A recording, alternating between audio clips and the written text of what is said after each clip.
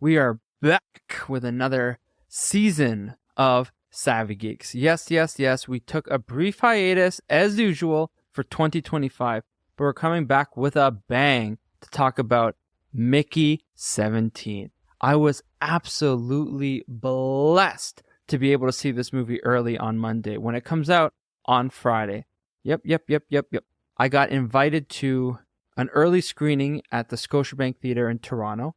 Now, with that being said, I am not allowed to go into details about the movie. It's a strict no-no.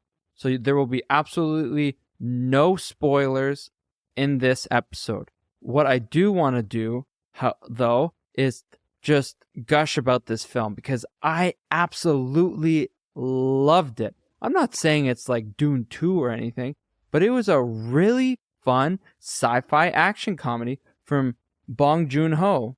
Let me make sure I said that right so I don't get canceled. Yes, Bong Joon-ho, the director best known for Parasite. I believe this is his first English film. Please let me know in the comments if it isn't. And also, I would like you to let me know if there's any movies of his that you recommend. This is my first film I've ever seen from his. I typically don't like movies with subtitles. I don't like to read subtitles. I will make an exception, though, for this guy. I hear he's just one of the best directors out there, and I want to give him a solid chance. So I guess I'll see Parasite.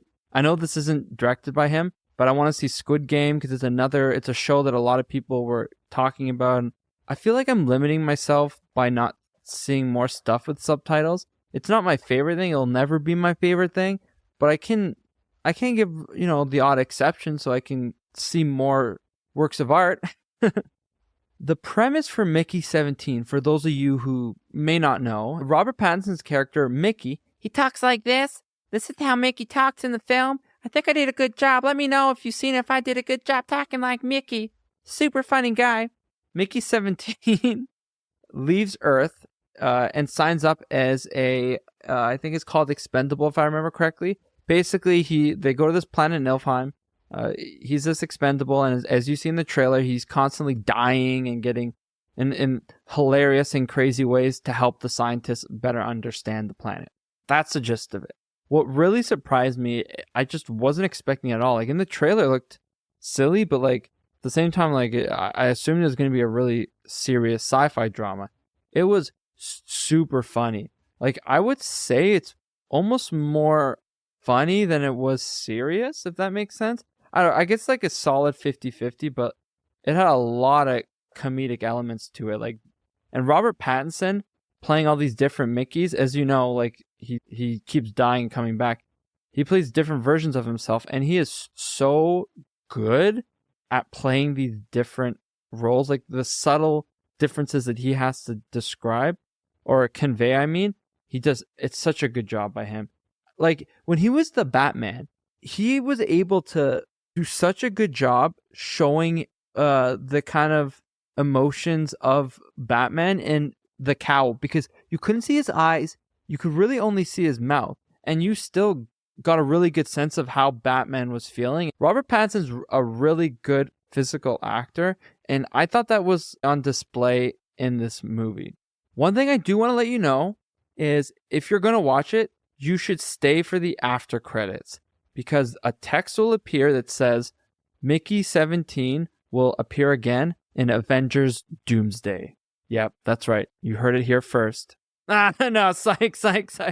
If you believed it, you're an idiot. All my friends, you're idiots. Unless, I don't know, they know Bong Joon-ho better than me. They said that it's something he would do, like they wouldn't be surprised. Mickey17 on the Savvy meter will score 82 out of 100, which to me is really, really high. All I know is this movie made me laugh. It made me think, and it made me feel. Aww. Steve Yeun, I don't really see him in much stuff outside of The Walking Dead. Like I loved him in Nope. I loved him in season 1 of Invincible, and that's about it. Let me know if there's anything else you think I should check out by him. He did a really good job. I love Naomi Aki's performance in this film. She was so good in Blink Twice. I didn't know her.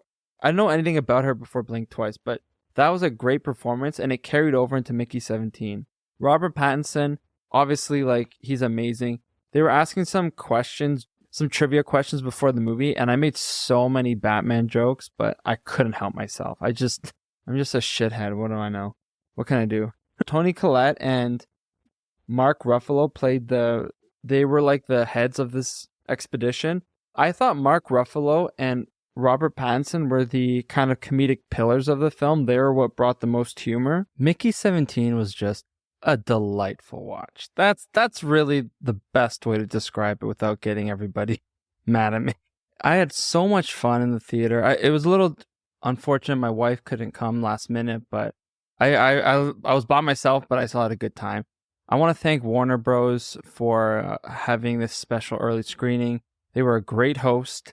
The people there were so great. They called out everyone Mickey. We got free shirts, a cool hat. It was just a great time. I want to go to more of these. So hopefully I get invited more. Don't go see Mickey17 with your kids. But if you're an adult or your kid's over the age of 18, you should go see it. Now let's talk about what I'm going to do going forward.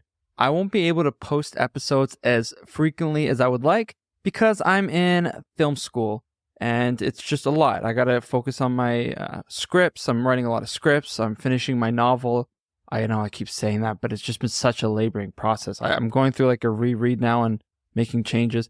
I just have a lot going on professionally, and I really want to focus on that. But I'll try to find the time to put as many episodes as I can. I'll put a Captain America episode out with Jen. When I see Superman, I'll obviously put that episode out. I'm actually going to Australia in a few weeks, and I'm in Australia and New Zealand. I think it'd be really cool to do a episode live on location in the Shire because I'm doing a live tour. It'd be pretty sweet, right? Would you guys like to hear me do that or see? Because it's gonna be a visual. Even though I won't be able to put as many episodes this year, I'm so excited to be back in whatever capacity I can. I'd also like to do a Lost rewatch if I can find time for that. It's gonna be a fun year. I'm going for it, like this has been my dream to be a screenwriter, to write the stories that I keep talking about, and I'm finally going for it. I don't think I would have had the courage to go for it if it wasn't for all the great people in my life that supported me. So I want to end this episode off with a thank you to all my friends and family who've had my back and encouraged me to really go for it. It's scary, but I know with all you by my side, I can do it. Mark Savvy of Savvy Geeks, signing off.